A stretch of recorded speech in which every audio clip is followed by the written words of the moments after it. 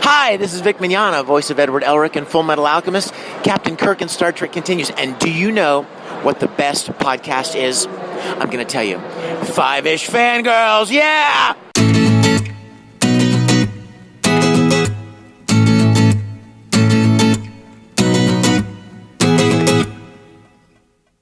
The tangents and squeak continue all the way to episode 194 of the Five-ish Fangirls podcast. You can do it. You can do anything. You're the world's greatest grandma. Welcome, everyone, to this week's episode of the Five-ish Fangirls podcast. So glad you could join us. Let's start off like we do every week. We'll go on the virtual table and see who joined us this week. This is Brittany in Bethlehem. This is Holly from Wisconsin. And this is Rachel in Indianapolis, Indiana. Hello, everyone. Hello. That's so funny.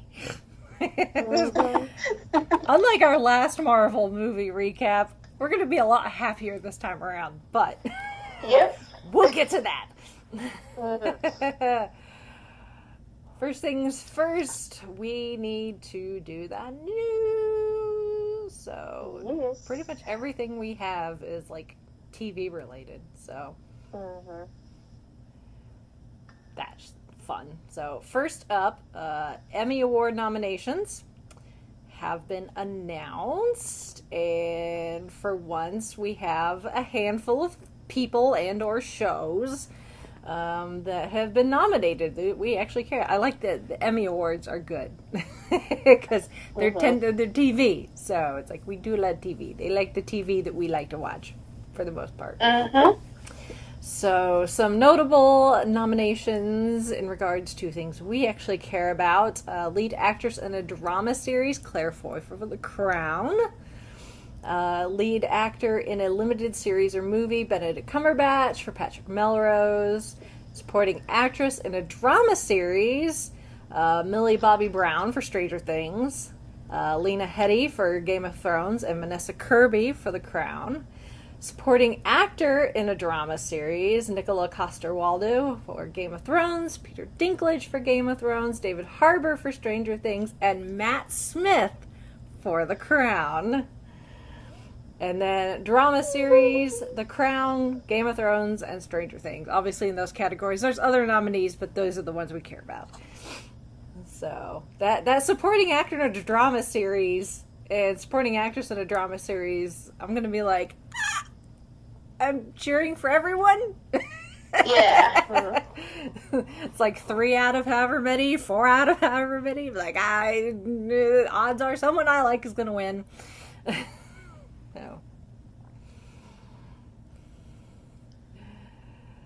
So, yay! And then I think the Emmys are in September, I think? Yep, September 17th. Okay. And then, other TV news, Joss Whedon is returning to TV to front a sci-fi series on HBO. It's going to be titled The Nevers and is being described as an epic science fiction drama about a gang of Victorian women who find themselves with unusual abilities, relentless enemies, and a mission that might change the world. I'm excited for this.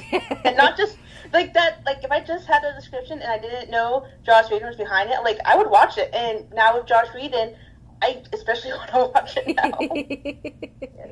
Yes. HBO, please, listen, do not cancel it after one series. Yeah. Yeah. As one person commented, don't worry, it'll get canceled before one series. I'm like, well, it is on HBO, so we might get a whole season 1. It's not Fox. Yes. So it stands a chance. So I would say that they're obviously trying to pad their TV schedule because Game of Thrones is coming to an end, but then they've also got like 20 Game of Thrones spin-offs in the works. So, And there's one. who knows? That there's at least one that's getting a pilot or Yes. is something. I don't know what it was, but it's, Yeah. There's like 7 ideas for Game of Thrones spin-offs, with like 3 of them they're actually going forward with at least a pilot. And then we'll see from there how many get a full series, I guess. Who knows? We'll see. It's HBO. They got a crap ton of money to spend. That's true. Good for them, I guess. I'll send some of that money my way. I'd be grateful. And then in TV/film, TV going to film, I guess, news is Downton Abbey is getting a feature film. Yay! So they are the original principal cast is all coming back, and they're going to reprise all the roles, and it's supposed to go in production later this year. So, which, yay! I tried watching Downton Abbey. It didn't hold my interest. I'm sorry. It was one of those. I'm like, oh, it's a period English drama. It's like I should love this. No. I tried. Maybe I should give it another shot, just in case. Yeah. I still need to finish it. I liked it. I just got Where did busy you get with other stuck, stuff. Rach? Yeah. Was it first season or second season? Where'd you get stuck? Well, I'm still at the first season. I just got busy with things. I think I only got a couple episodes in, and I'm bored. There's a little more intrigue that pops up after Yeah. the first couple of episodes. Yeah. Let's see. Or if you have to, just kind of fast forward to the parts where you get the Dowager in her sass. Yeah, really. It's like, can I just get a Downton Abbey Those Maggie supercut Smith scenes are classic. of Dame Maggie Smith? Thank you very much.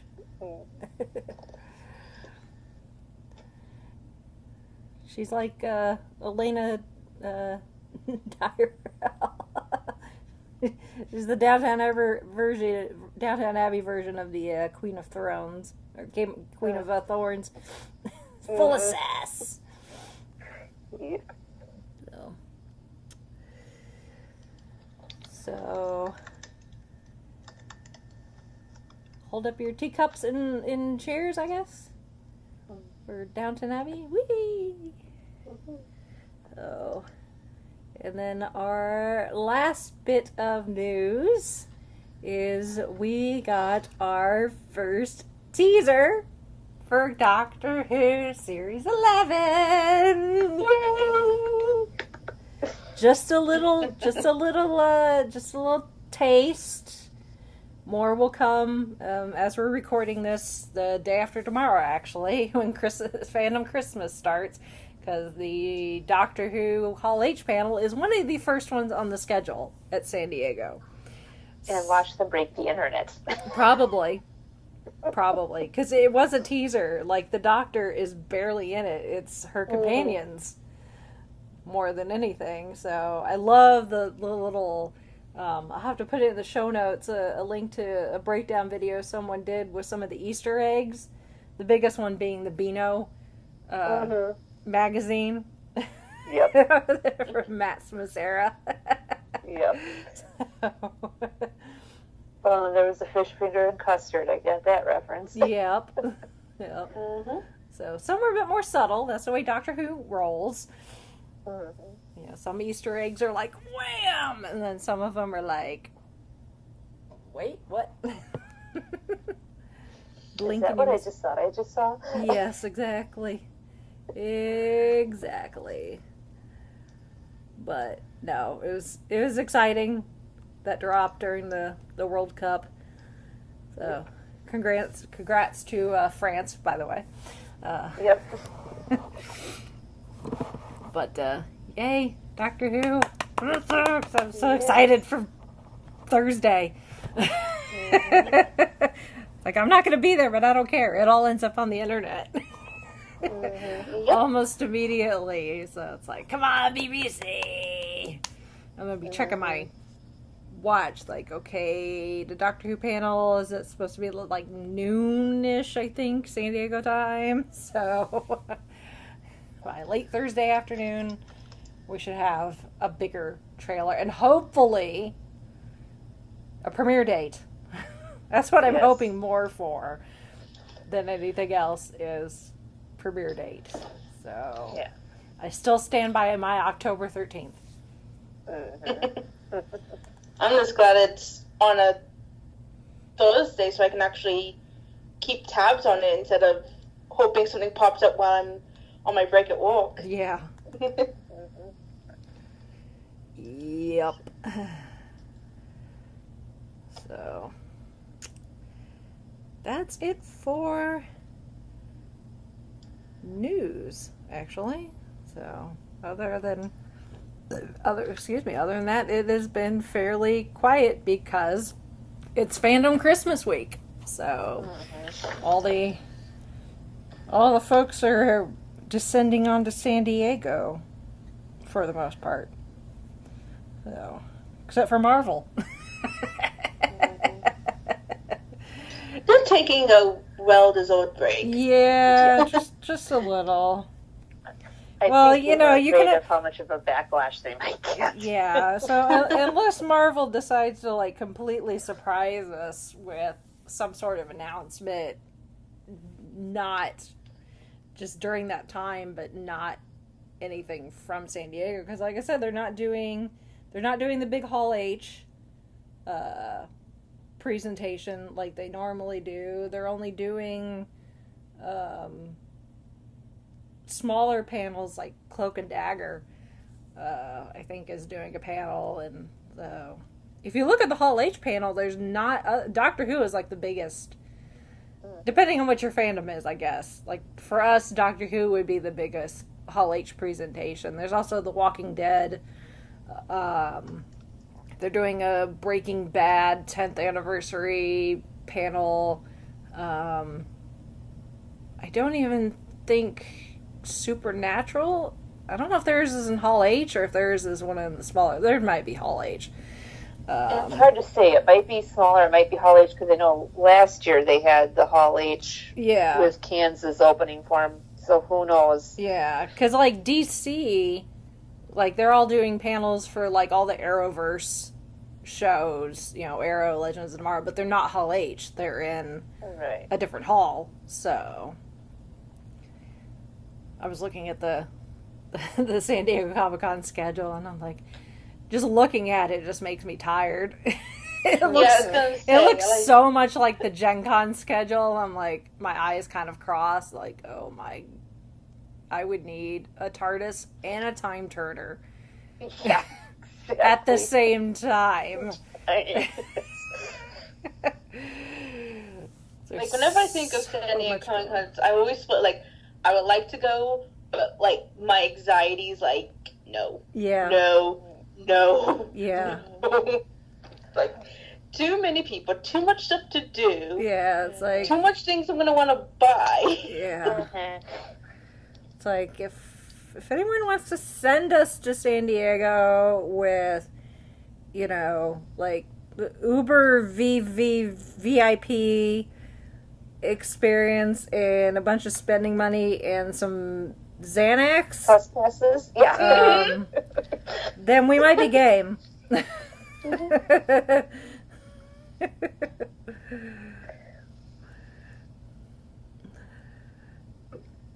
And maybe an on-site masseuse. And on-site lodging. Yeah. And we would totally go. We'll cover whatever you would like. I don't know the first thing about The Walking Dead, but I'll BS my way through it. The zombies. Yeah. Like, so, Andrew Lincoln, you were in No Love Actually, huh? How's that going for you? I just had my sister in my ear, like, so, what happened? Yeah. Well, there's so many people that are on The Walking Dead that have been in other things. Like, where's Michael Rooker? So, Mr. Morgan, how much of the transition from playing Negan to John Winchester? Yeah, really. Or Oh crap! What's her face? I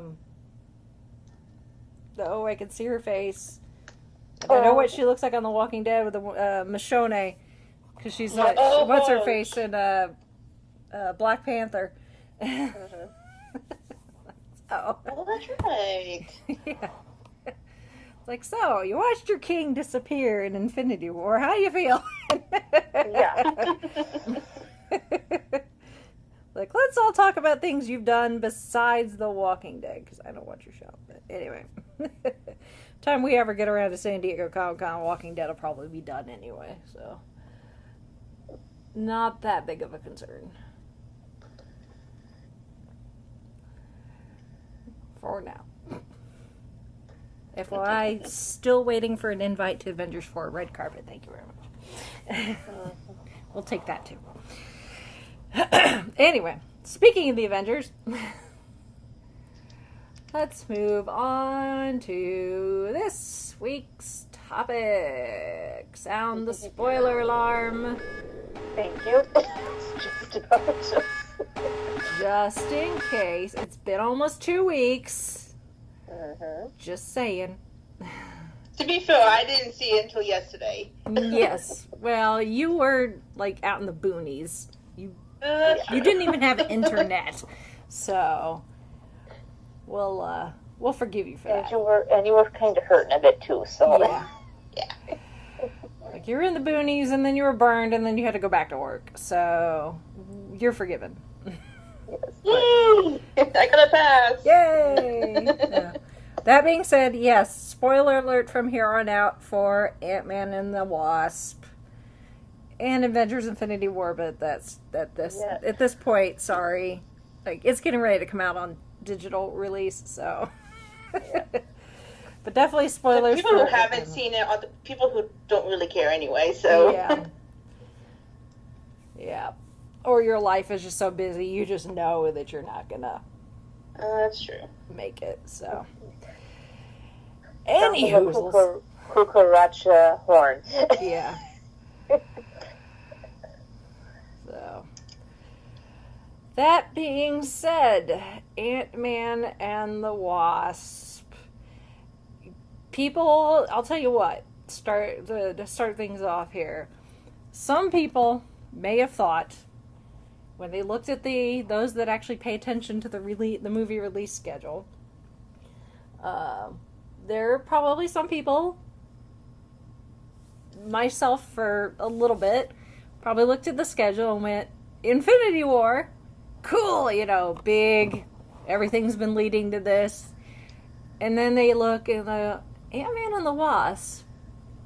That's the last movie you're going to release for 2018?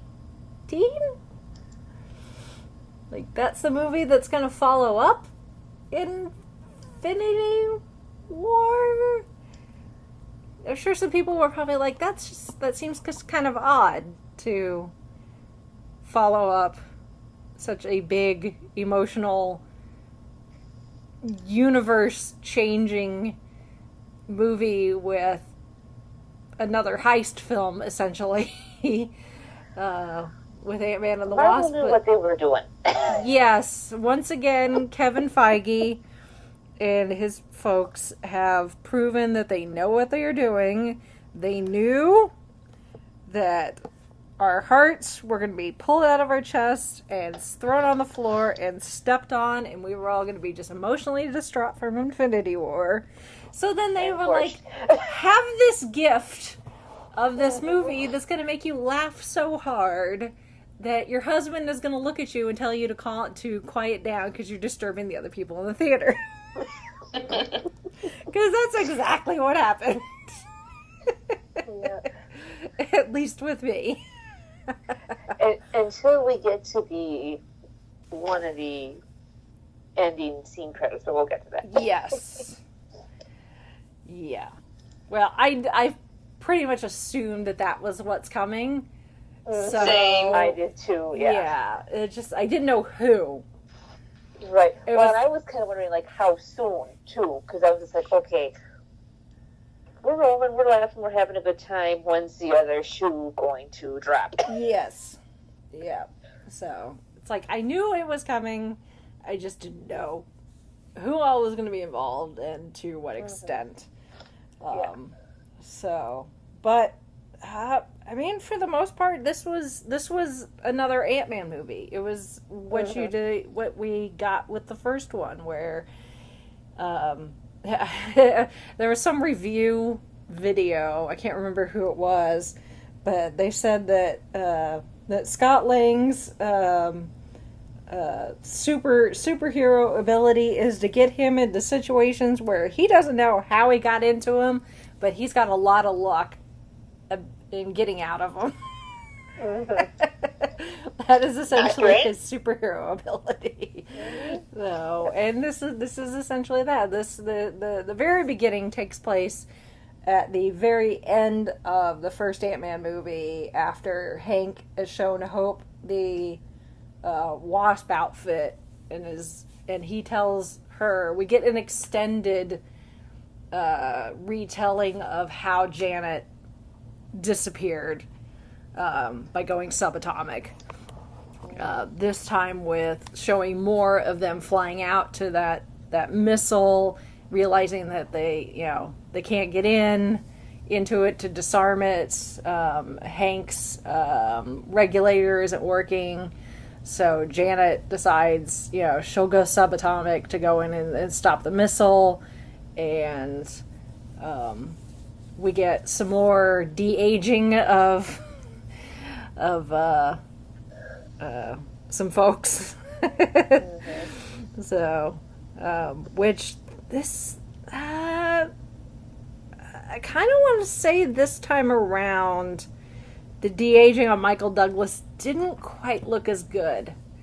No, I thought the first one was just a touch better. Yeah, in the first movie, Michelle Pfeiffer looked really good with the de-aging. Yes. But yeah, the de-aging on Michael Douglas, not so much. And I don't know if that was just, I don't know why. Or whatever footage they decide to use. Yeah, because doing it a second time, it would. You would think it'd be better because the technology has gotten better. Mm-hmm. You would think, because it looks really good in the first Ant-Man, and that was what, 3 years ago?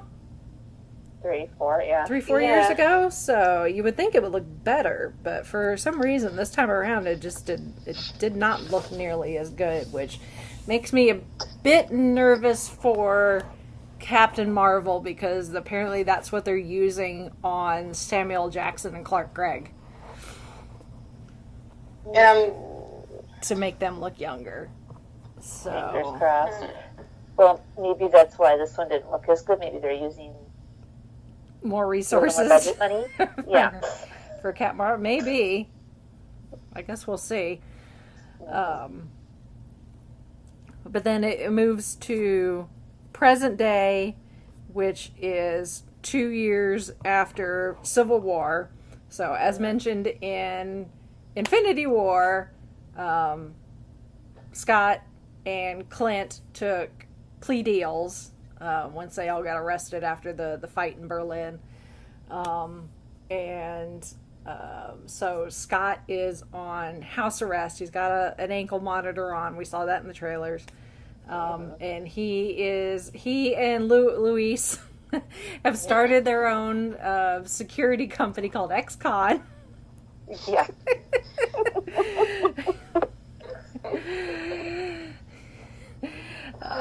And Scott is doing all of his work from his house because he can't leave. He steps 1 foot out the door, the FBI comes knocking. Yes. Yeah. So as we see when he tries to take his daughter down that roller coaster and goes right through the he Scott's still trying to be a really good dad to Cassie, and they go on all sorts of imaginary adventures with boxes and stuff in the house. And Cassie definitely has you can see that she really looks up to Scott for what he did as Ant-Man. and wants to be a superhero too, just like him, which is not foreshadowing Avengers 4 at all. We'll get to that. And Louise playing special effects guru to help. Yeah. Yeah.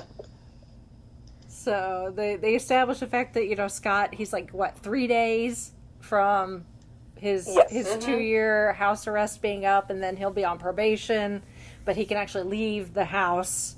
But if he steps just one toe out of line, it's all rescinded. He'll go to jail, blah, blah, blah, blah, of course. Yeah.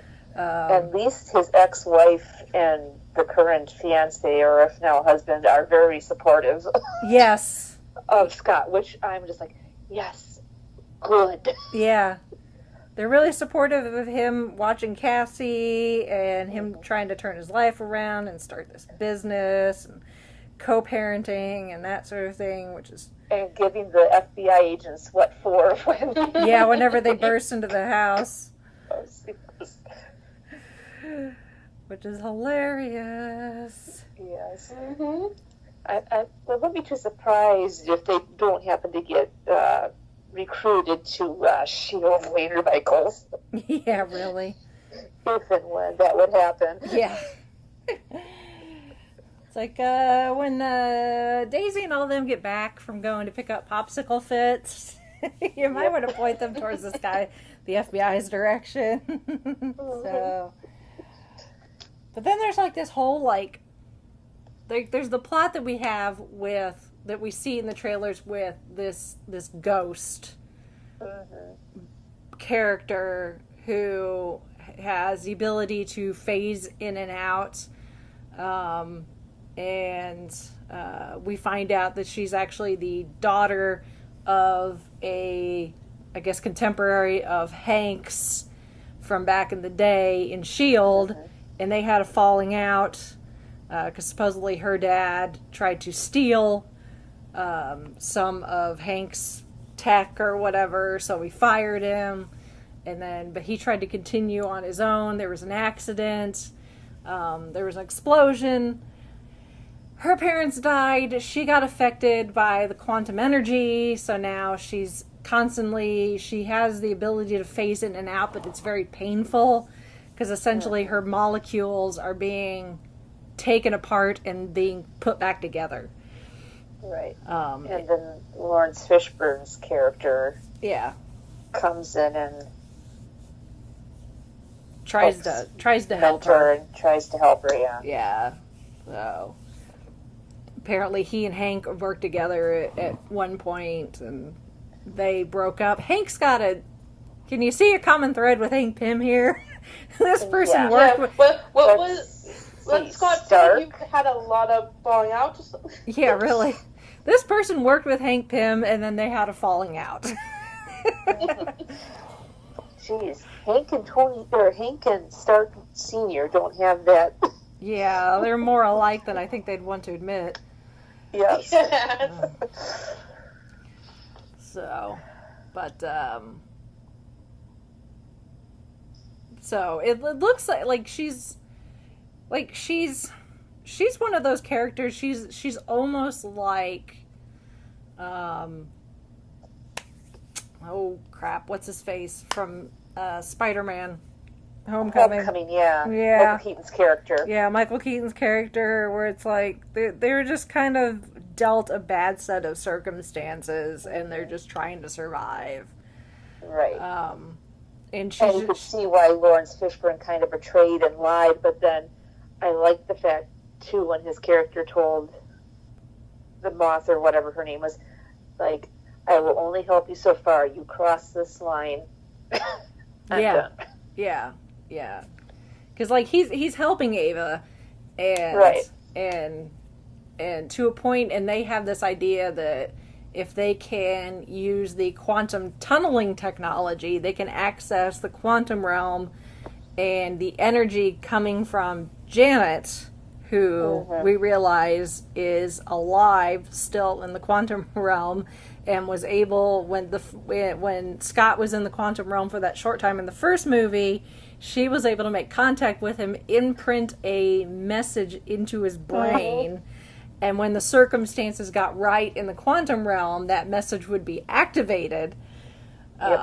And she could, in a way, communicate with Hank and Hope, and it's hilarious. Yes. Yes. And Scott, when it's done, has no idea. He's just like, why is Hank giving me this weird look? Yeah, we're like, why are we holding hands? Why are we holding hands like this? Yes. It's like you have Paul Rudd trying to channel Michelle Pfeiffer. And he did a good job, don't get me wrong. Yeah, he did, like... Yeah, but he's just like, he's giving like these faces, and he's calling Hope Jelly Bean because that was her pet name for her. He's like, oh, Jelly Bean. I'm just like, I was half expecting him to try to kiss Hank. I know, I was too. I was waiting for that, but it didn't happen. Oh my goodness. Oh, it was hilarious though. But Ava and Lawrence Fishburne's character Bill think that they can harness some of that quantum energy that Janet has been essentially absorbing for the past 30 years. But Ava wants to do it to the point where it could potentially kill Janet, and that's where he kind of draws the line. But then there's this whole other subplot with like this gangster guy who was a very Justin Hammer type character, I think. It was almost like Iron Man 2 in a way. Yeah, I can see that. Where you've got like your one person who's you think is the bad person, and you have like this other bad person who's just really kind of just an idiot, but has just enough like money and contacts, connection, yeah, that you're like, no. So, but that guy was just dumb. Yeah. And then the true serum scene. Yeah. It's not a true serum. It's true serum. It's a true serum. And then Luis just going off, and the guy's just like, yeah, Luis going into one of his his stories. Well, you wanted me to start from the beginning. The only way it's going to make sense is if I start from here. Yeah. I love Luis's story. I know. Oh, all of them, but especially Luis. We have the Luis doing a recap from, Iron Man up to. Yeah, that's what I said. That's what I told. Part 2. So that's what I was saying to Chauncey earlier. I said when we get like Ant-Man and the Wasp, this movie comes out on DVD, that we need like a special feature of like Luis just recapping the first 10 years of the MCU. Yes. Get all the actors to ad-lib. Yes. Yeah, just get them in and just do some quick filming, and oh my goodness, yes. Oh, I would pay good money to see that. Yes. Well, I would love a scene with Luis meeting Tony Stark and him trying to have Tony put in ex-con security. Yeah. At Stark Mansion. Yeah.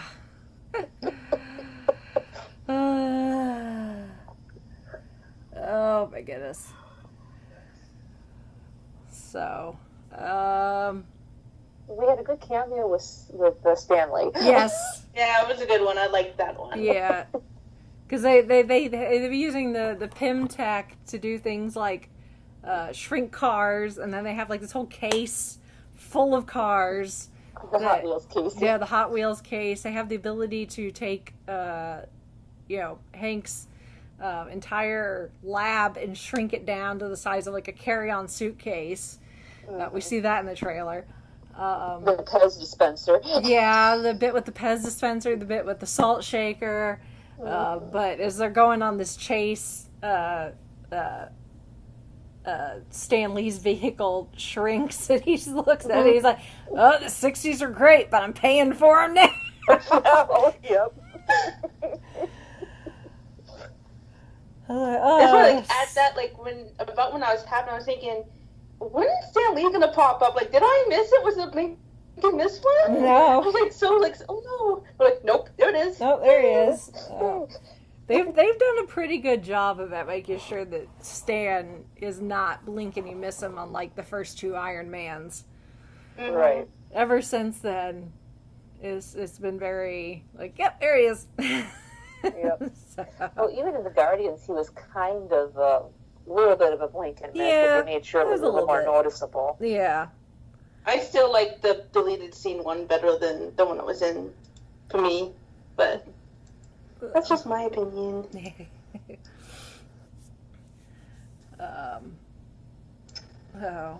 For the most part, the plot's pretty straightforward. As Hank and Hope are trying to rescue Janet from the quantum realm. Meanwhile, Ava just wants to get herself fixed because as time goes on, the longer her cell structure breaks apart and is put back together, it's becoming less and less stable. Eventually, it's going to kill her. Where she's not going to get put back together. She's just going to disappear, I guess. I don't know. So, I mean, that's kind of the main plot. Is just kind of a race to who can get to the quantum realm first and either save Janet or potentially kill her. And then trying to find the suit. Yeah. Because Hank scolded Scott for, like, you let them get rid of the suit? It's like, remember when I said, no, I couldn't get rid of the suit? Yeah. Yeah, Scott told him that he actually got rid of the Ant-Man suit because he's like, I didn't want it to end up in the wrong hands and didn't want the FBI to find it and that sort of thing. And so, that's where the world's greatest grandma comes into play. Yes. Yeah. Because Cassie gave him this like award. It's like the only thing that was in the gift shop at the airport or something, wherever she was, and says world's greatest grandma. But he'd actually mailed the suit to himself, or mailed it to Luis, mailed it somewhere, and it's shrunk and attached to the underside and the base of this trophy, because there's this whole running gag where the regulator is malfunctioning on the suit. Oh, that's right, because Clark gets shrunk down to kid size. Yeah. Well, first he has the new prototype suit, and Hank had taken out the regulator and done something else, but it was still a prototype, so he was having issues with shrinking and growing and just got kind of spouting off in very inopportune times. But then even once he gets his suit back and Hank like replaces like the belt, the mechanism, like it's still malfunctioning. So it'll have this whole thing where he's like, he'll blow up and then he'll shrink, and then at one point he's shrunk down to kid size, but he's in Cassie's school, so he ends up putting on clothes from Lost and Found. He sneaks into Cassie's classroom to get the trophy because she'd taken it for show and tell. And he's still shrunk down to kid size when he gets back to the van. Yep. And Hank's all like, hey, Scout, how was school today? Would you like a juice box or some string cheese? I love that scene. Like, and Scott, first he looks offended, then he's like, wait, do you actually have that? Like, this is the guy that wanted orange slices in Berlin, so why not? Yep. He would take a juice box. I would take a juice box and some string cheese, and I'm 35 years old, so. Well, and then to trick the FBI Yeah. into thinking that Scott is at his apartment. Yeah, which part of me still wants to kind of know how Hope got the ankle bracelet off and on the ant without triggering it. But then at the same time, I'm like, I don't really need to know. But I kind of want to see. I kind of want to see her slipping that onto the ant's leg, and making sure it won't fall off. and making sure it won't fall off. And the fact that they were able to train the ant to follow through Scott's daily routine. It's like 2 hours in the bathtub, 5 hours playing Guitar Hero on the drum. Oh my goodness. So, and several close calls, but every time ends up back at the house without the FBI knowing. And he manages to they managed to stop the idiot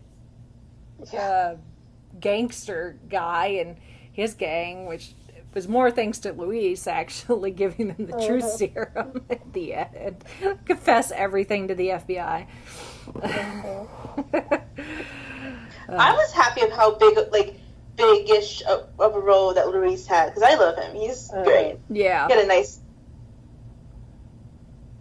big role in this. Yeah. Yeah. He's just such a good character. It's just so funny. The Ant-Man movies are just so funny, which they're supposed to be. Ant-Man is supposed to be one of the funnier Marvel characters, Marvel superheroes. And they've definitely captured that, and casting Paul Rudd as Scott is just brilliant, because he is funny, but he can be serious too. Which is exactly what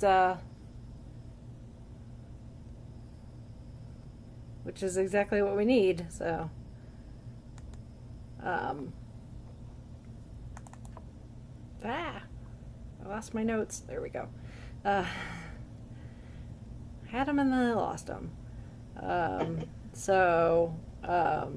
But then they're able to get the quantum tunnel to work, and Hank is actually the one that goes to collect Janet. So Hank actually gets a lot more to do. He gets to be the superhero this time around, which is good, because it's not often that you see, no offense to Michael Douglas, but the senior citizens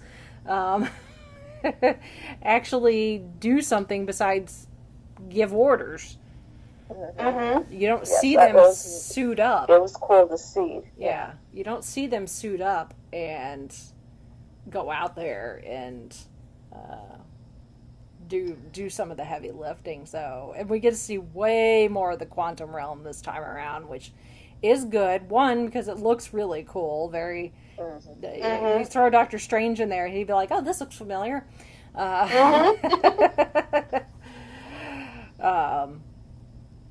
But then there are potential Easter eggs and/or tie-ins.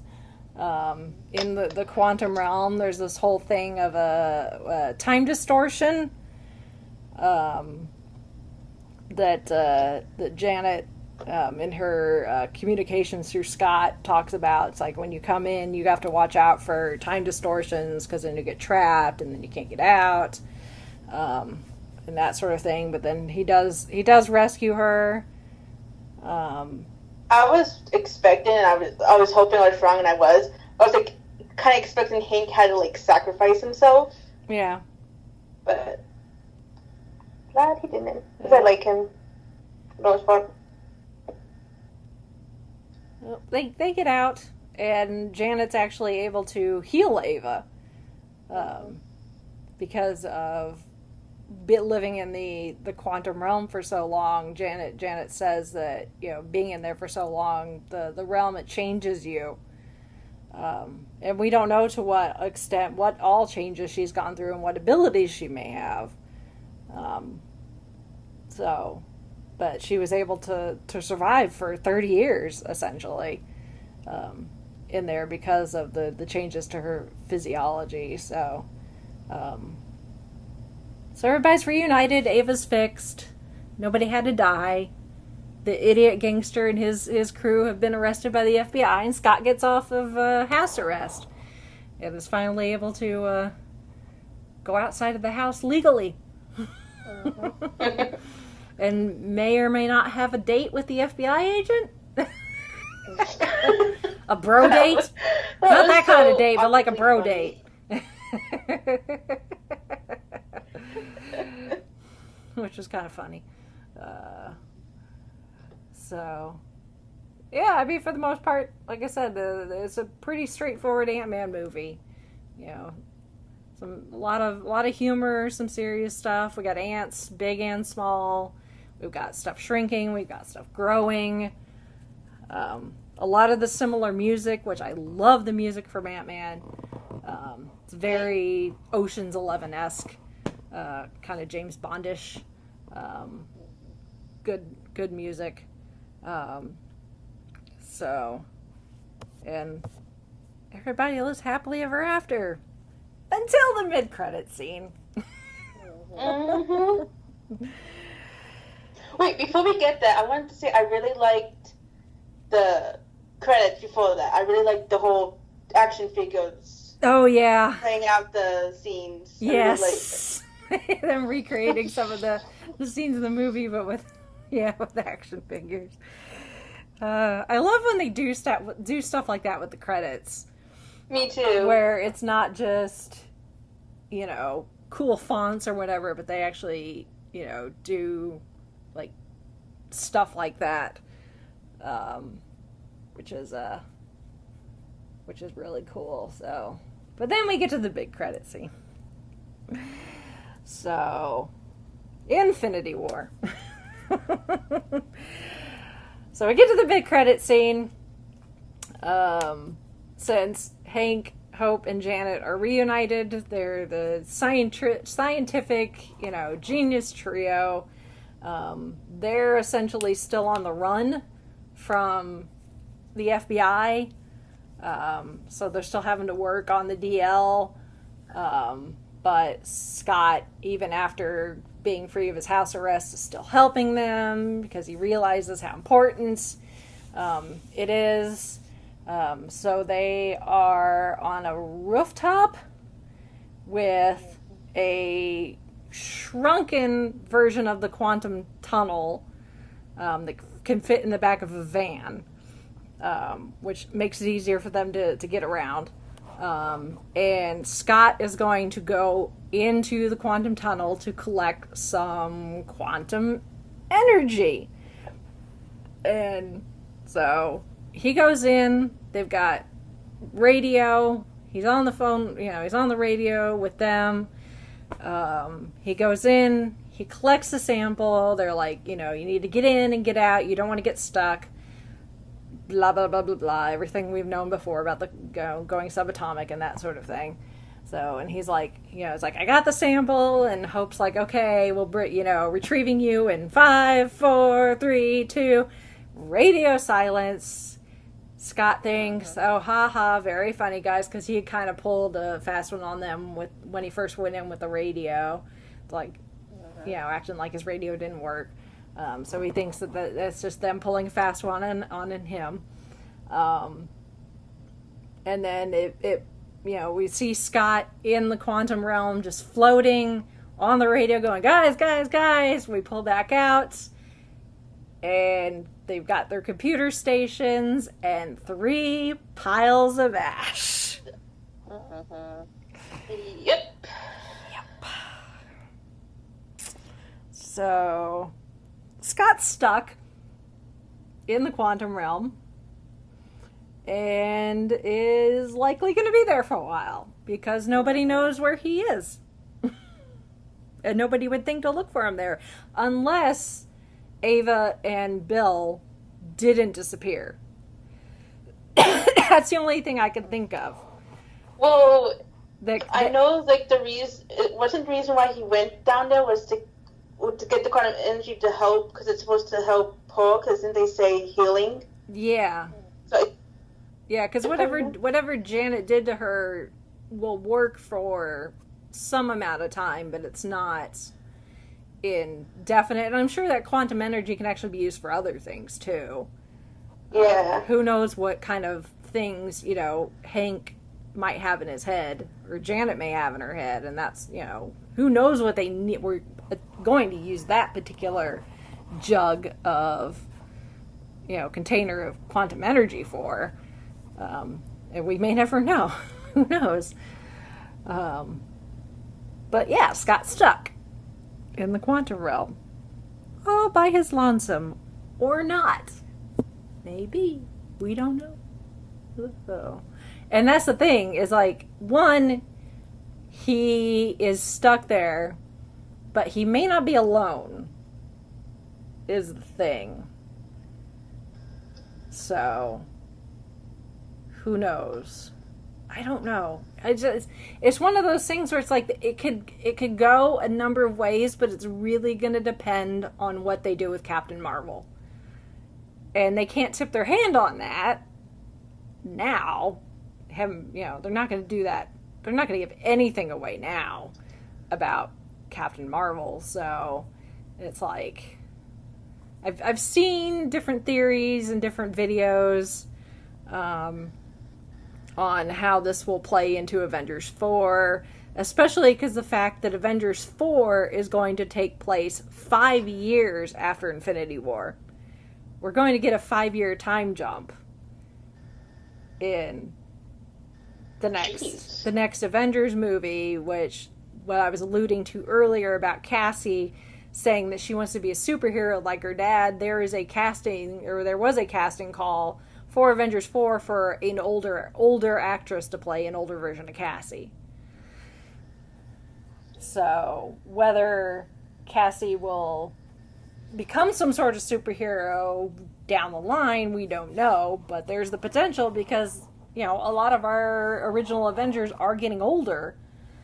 So we need to start thinking about the new guard of younger folks. So, you know, someone who can carry, you know, as Deadpool likes to say, someone who's young enough and can carry a franchise for 5 to 10 years. So, but I mean, if Scott stays in there the entire 5 years from the snapshot to however he gets rescued, whether he gets out on his own, you know, if he can somehow find one of those time things, or if there's someone else in the quantum realm, maybe Captain Marvel or someone else, who can help him get out, you know, that could, what is that going to do to Scott? He's going to miss 5 years of everything. I'm assuming if they were casting an older Cassie, that Cassie didn't disappear. Yeah, that can probably be a safe assumption. So, but he's going to miss 5 years of his daughter's life, and she's probably just going to assume that he was one of the people that disappeared. Right. If she survives the snapshot, but then Scott disappears, she's probably going to assume that he's one of the people that disappeared. When that's not the case. But then it's interesting the fact that he didn't disappear. Would he have disappeared if he had not been in the quantum realm? True. Yeah, That's a good question. Was it purely coincidence that he was not part of that 50% that disappeared, or was he protected because he was in the quantum realm? Because, again, that may make a difference. And that could be a plot point going into Avengers 4. And then the other post-credit scene, on the surface, doesn't seem as important, because it's just more, it's another shot of the ant playing Guitar Hero on the drum set. But if you ignore the giant ant, and yeah, I know, only, it's like, if you ignore the giant ant out of context, that would sound really weird.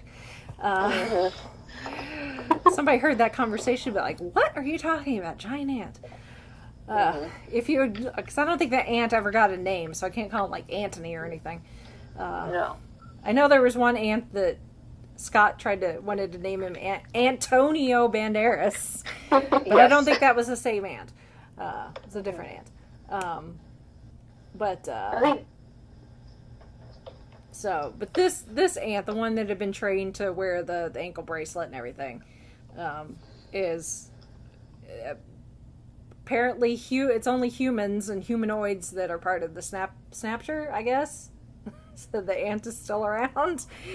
But we see on the TV like that emergency broadcast that I'm sure everybody's ever seen at some point in their life when there's been like, you know, severe weather, like a tornado or a hurricane or whatever, where it's just the beep and it says our new... Or just a testing. This is a test. Yeah, this is a test, but it's the sound, and it usually says on the screen, you know, emergency, whatever.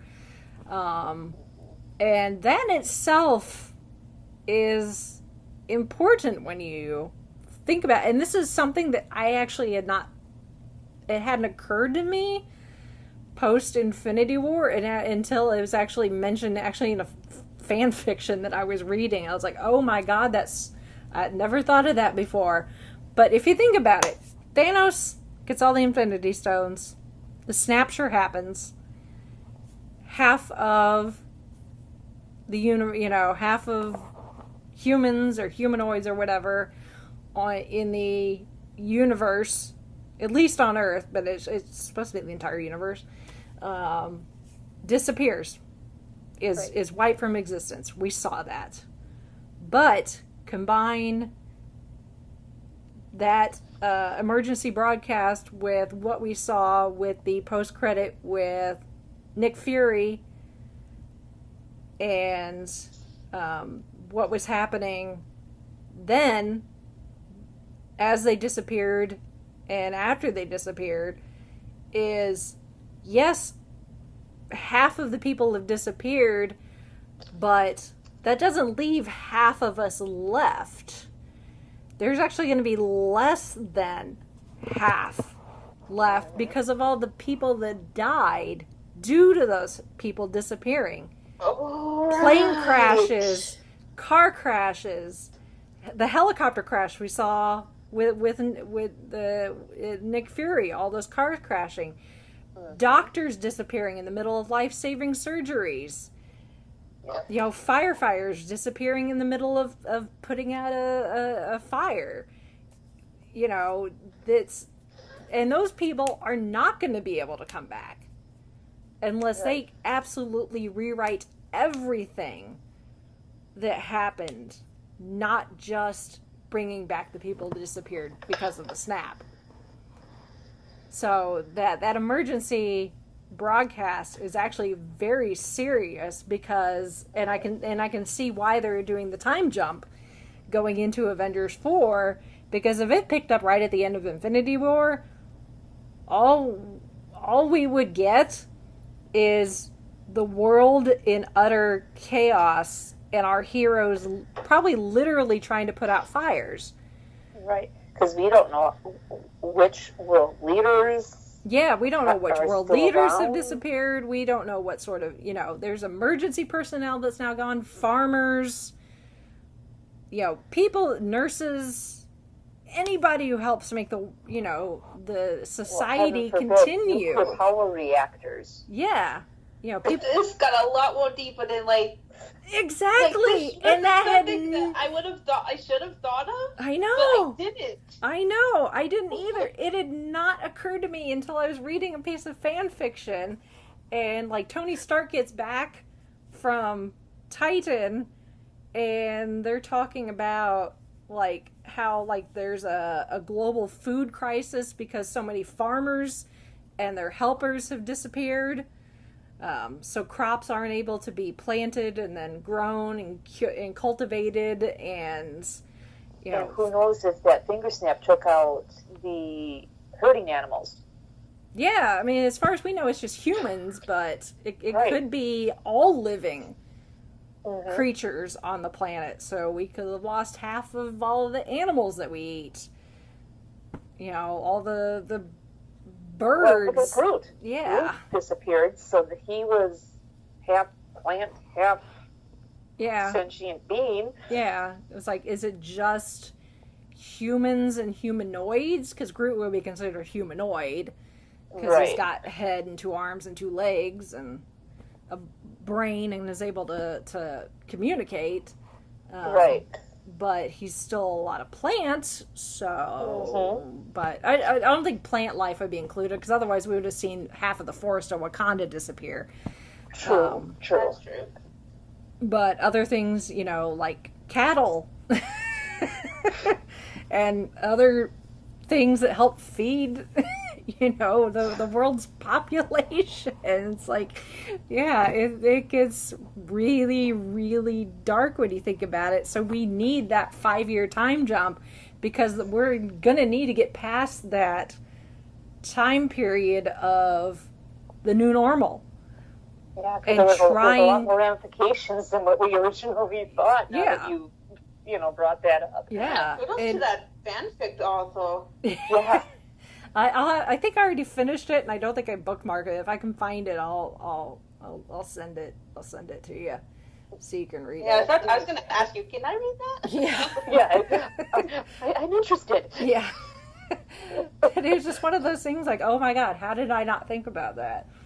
It's like on a subconscious level. It's like even just that post-credit scene in Infinity War. When you see the cars crash into each other, and we see that helicopter crash into the building, it's like, oh, it sucks for those people, but no, that is happening all over the planet. Mm-hmm. So it's like, this is bad, really, really bad. Even for those of us that even for the people that got left behind, it is bad news on a lot of levels. Especially as somebody who has the security codes to disarm or arm something, and they go on a poop of death, and they're the only one that have the codes. Yeah. Bad juju. Yeah. That's a bad thing too. Oh Yeah. my goodness. Don't you, Marvel? Yeah. Yes. Yeah. So, yeah. It's just, I kind of, I kind of feel like I need like therapy or something, some more therapy. It's like, you thought this was bad? Oh no, it is way worse. I'm like, y'all are sad because Spider-Man disappeared? No. It's like, as sad as it is that Spider-Man disappeared, I would be more sad of the person who disappeared that, was in charge of making sure a nuclear reactor did not explode. Exactly. Yeah. Those sorts of people. The surgeon doing open heart surgery on somebody suddenly disappears in the middle of the operating theater. Bad. So bad. So, yeah. So, thanks, Ant-Man. It's like you made us laugh and then you made us cry. And now we're stuck waiting until March before we get anything else. Yeah. And just the way it ended. You don't get Shield in September. Yeah. Yeah, it's like it's mid-July and we don't get anything for a long time. Yeah. We had so much this year. We had so much at the beginning, and now it's 08. Yeah. Yeah. So it's like we've got 1, 2, 3, 4, 5, 6, 7, not quite 8 months. Yeah. Because the last thing I see, it's a 13-run episode of Agents of S.H.I.E.L.D. not until 2019. And the article it's from some LRM online, and supposedly Coley Bennett said that they are supposed to begin filming Agents of S.H.I.E.L.D. next week, and this was just from yesterday. Yeah. Yeah, because I saw Elizabeth Henstridge. She was getting her Gemma Simmons hair put back. Getting ready to go back, so... But yeah, right now Captain Marvel is set to be released March 8th, 2019. So that is our next 8 months away. Yep, slightly under 8 months away. So, but Infinity War comes out on digital release in 2 weeks, Yay. July 31st, and then the week after that it comes out on DVD and Blu-ray. So, And I can get $5 cheap for it. I forgot what promo I had. I had a promo for something for digital that I get $5 off. So, yeah. Yay! So there's that. So, if you haven't watched it enough times and want to depress yourself some more, there you go. I will. I was going to say. I'm going to. I'm going to get it as soon as it comes out on digital release. I'm like, all right, time to watch it again. Number 6. With how many boxes of tissues? I would hope by this point I'm a bit more numb. No. This movie's I've seen hundreds of times, and I know what's going to happen. I still cry. Yeah. I know that's what's going to happen with Infinity War. Like, I know exactly what's going to happen. I know when it's going to happen. And I still not going to be prepared for myself. Yeah. Prepared at all. That is true. That is very That's true. why I love and hate the MCU. Not too attached to fictional characters. Oh, it's just a thing that happens. So until then, we'll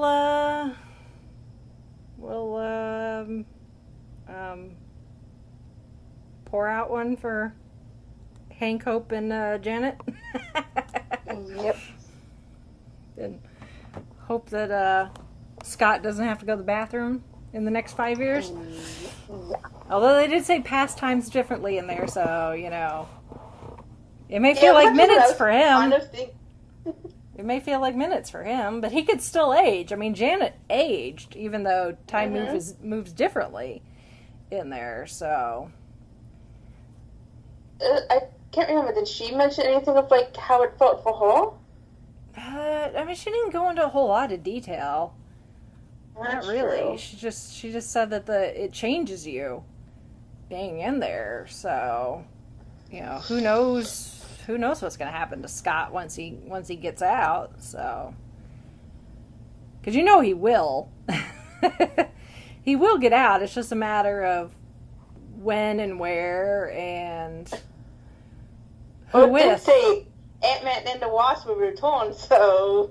With a question mark, though. Question mark. But there was a question mark, that's right. I forgot about that. Yeah. Yeah, when the people in the movie theater saw that, there was a lot of grumbling and muttering under their breaths. I was the only one that stayed, but there was also, like, a handful of people, and there was a lot of it's a family... A lot of kids with a family, so I think they left early because the kids... Yeah. Because I saw it, I splurged, and I saw it Thursday evening when it came out. And there was only like 2 or 3 people that left before the last end credit sequence, but everybody else was in the seats till the lights came up. Yeah. As you should. Mm-hmm. So now we sit back and wait and see what, if anything, comes out of San Diego. I want to, like, suddenly announce the title. I don't. Do you think they would do that? I don't think so. I don't think they would unless they were doing something official. Yeah, that's probably right. I think so. I'm just trying to think of when they would do it. Say, like, they're not gonna wait until Captain Marvel, because that. No, because we'll start getting trailers before that. We should get our first trailer before the end of the year, just like we did for Infinity War. where we got it, like what, early November? I think. Well, maybe only because the whole reason they Or waited, late I'm November. assuming the whole reason they waited is so we won't spoiled with Thor. I don't know. I know all they've said is just the title is a major spoiler, but I don't know for what it could be a spoiler for. I mean, we've seen Infinity War. Ant-Man and the Wasp is out now, so it's like they're gonna have to give us the title eventually. Yeah. But at what point I don't know. Because what could be spoiled? I mean, Yeah, I don't know. like you said, the only thing MCU-wise is Captain Marvel. Yeah. And, Which they're still, well, I would say they're still in production, but no, they're done with that because Brie Larson had posted a picture on Instagram, I think last week, where she's like, freedom! Of course, they'll have to go back and do reshoots and things like that, but principal production is now, done. question: So. Was Red Skull a goner in Infinity War? I don't know. I don't remember. Okay. I don't think they. Ooh. With in the soul area, I don't know. Because I'm just wondering, something else doesn't happen where people who have died are going to come back, like villains. I did not really expect this movie to give us a lot of answers. I really just expected it to leave us with, okay, now here's some more people that are gone. Mm-hmm. And that's exactly what I did. I really did not expect to get a whole lot of answers. More questions more than anything, which the question that I posed to you, Holly, after you had seen it about that quote from the first Avengers movie. Right, with the quantum thing. Yeah, when Tony shows up to the helicarrier and it starts when Bruce and everyone else are trying to figure out what Loki's plan is and why they needed Eric Selvig and that sort of thing, and the iridium and all that other stuff. And he and Bruce are talking science bros. Yeah. What at the time we probably could have just assumed, oh, this is just a big bunch of big sciencey words to make them sound like science bros. Right. But just scientific like mumbo. Would call it phlebotomy. Yes, exactly. That really didn't make sense. Yeah, but then Tony mentions if they have figured out to, I don't remember exactly what he says, but it's something along the lines, if he figured out how to stabilize the quantum tunneling effect. Which at the time, big sciencey words, now could possibly mean something. That whole. But sure, they opened up that quantum thing. Yeah. Got stuff in, but what has come back with them, if there's any stowaways? Yeah. Yeah. And that might be part of the reason why we're going to revisit the Battle of New York. So. Or if opening that up, did it open up other realities, other timelines? Yeah, yeah. Because like if Scott gets out, is he going to end up back in the same reality? Is he going to end up in the same time that the rest of us are going into 5 years in the future?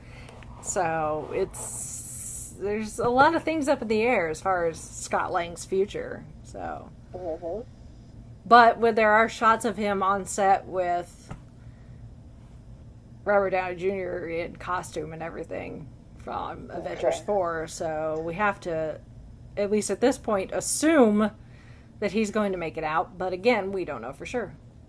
Right. And I really don't want to go deep diving too much into comics without knowing what's going to be used and what's not gonna be used. Because they're picking and choosing from different comics. They're not doing direct adaptations. So they're kind of cherry picking what they want. Yeah, which is good. Yeah, keeps us on our toes. Definitely keeps us on our toes. That way, so it makes our imaginations go off in 50 million different directions. That too.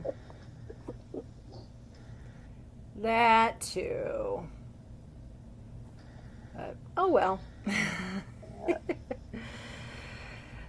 So, all right. Anything else? Not that I can think of. But if anybody has any theories that they want to float our way, yeah, please send them to us. We've got we've got 8 months to kill until the next one, so time to start speculating away. At least for a little while. So I don't know. I before this last year or so, I thought I could predict what Marvel would do to a point, but now I hesitate to just even speculate on trailers, when we might get a trailer or a teaser, because they've totally taken my expectations and tossed them out the window. I thought we were going to get that first trailer for Infinity War with Ragnarok, and we didn't. Nope. I said we would get it before The Last Jedi, which we did. Yeah. I at least got that right, but beyond that, so it's like, at this point, they're not doing San Diego. The next big one would be New York Comic Con, which is October. Which, who knows, they might, because Battle of New York, maybe, I don't know. Maybe. I mean, I could kind of see maybe Marvel doing saying, no, we'll do New York, because people would expect them to do San Diego.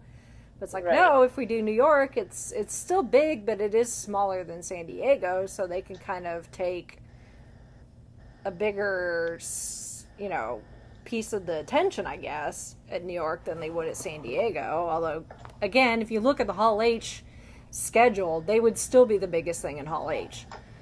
Yeah. As excited as I am about Doctor Who, Marvel would still be bigger. And there's no Star Wars movie coming out at Christmas time, so there's not that for them to start doing trailers before another Disney release, another big Disney release like that. I mean, they've got Mary Poppins Returns, which, by then if we do get a trailer, we'll probably get it, but that's not necessarily the type of Disney movie you would expect a Marvel trailer to be tied to. And I mean, they might put it in with that, but usually they try to pair up their trailers with the like with like. movie. Yeah, it's like Star Wars and Marvel, animated movie with animated movie, that sort of thing. So I'm at a loss. So like we said, if any of our listeners have speculations, send them our way. We'll be more than happy. We'll be more than happy to or any posit your theories. Who have divulged information that you're willing to share. Yeah, we'll keep you anonymous. We promise. Promise not to spill any beans that it was you. So, all right. Well, if anyone wants to send us anything or any other comments or the like, you can, the easiest way to do that is go to our website, which is the5ishfangirls.com. From there, you can send us an email, comment on the blog post from this episode, comment on YouTube, go to any of our other social medias, Facebook, Twitter, Instagram. I'm sure we're going to be retweeting and re-Instagramming a lot of things from San Diego as they come into the feeds starting Thursday. And if any of our listeners happen to be in San Diego, please send us stuff. Yes. Por favor. Yes. Tag us or whatever, so we can see it. Also, links to the Goodreads book club, so you can join in the conversations there. We read a Doctor Who related book every month and then talk about it. Also, links to our Patreon. So if you want to financially support us, you can do that via Patreon. As little as $1 a month gets you stuff that you can't read or see anywhere else when I remember to post it. Sorry. I'll get better, I promise. And then there's our Amazon. Yes, then there's our Amazon affiliate link, so which you can make any purchase on Amazon. It doesn't have to be something geeky related. Just click on that link and then make your purchases. You can use Amazon Prime if you're a Prime member. So you can still get that free 2-day shipping.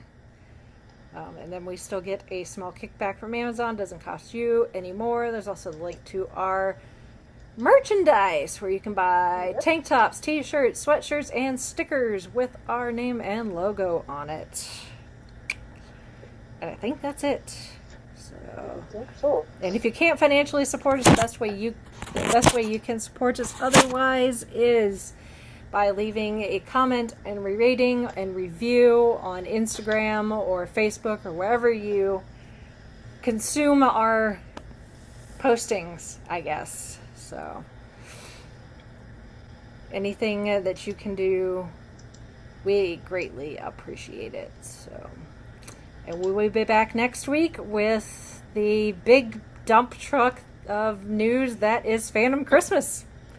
Yes. So those that are going to San Diego Comic-Con, have fun, be careful, be safe, drink lots of water, and lots of vitamin C.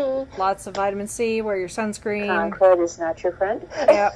Just take the hand sanitizer and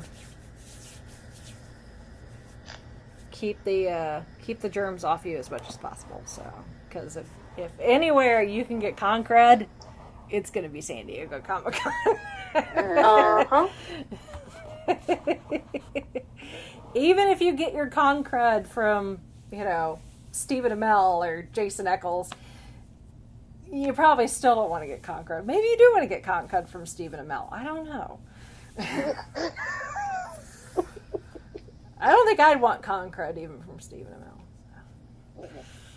Anyway. If you do get Concred from Stephen Amell and want to send us feedback about it, though, please do. Yeah. Mm-hmm. All right. So with that, we shall sign off for this week. This is Brittany and Bethlehem saying goodnight. This is Holly from Wisconsin saying good evening. And this is Rachel in Indianapolis, Indiana, saying good night, and dang, that undercarriage is filthy.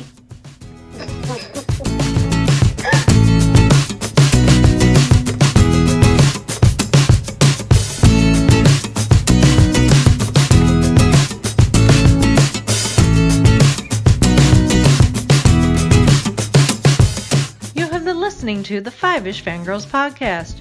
You can find more episodes and information at the5ishfangirls.com.